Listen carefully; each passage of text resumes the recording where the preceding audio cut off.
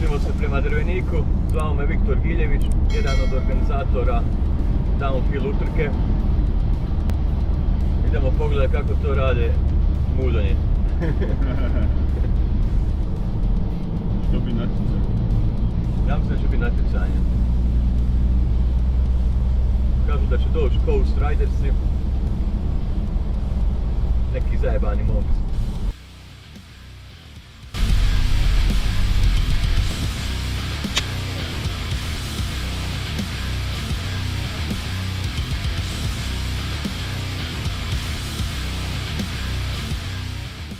Vozimo se s Viktorom, jedan od organizatora, idemo prema startnoj liniji.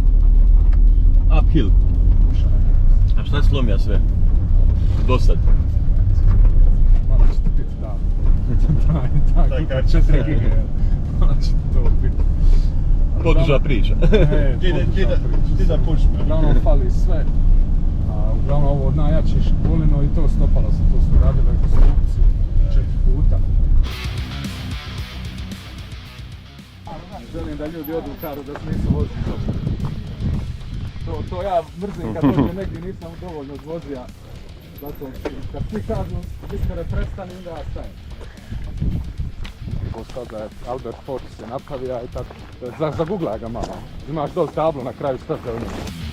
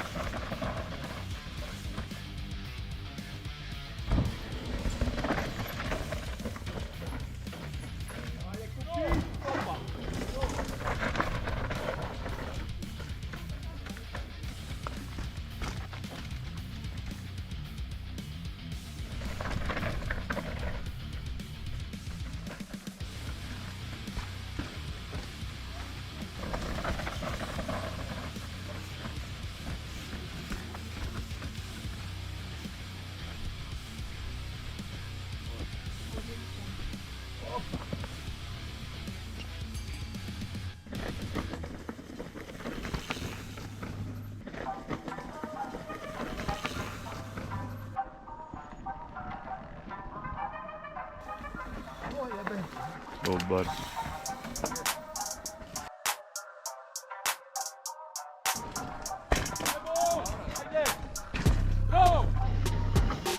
O, bravo!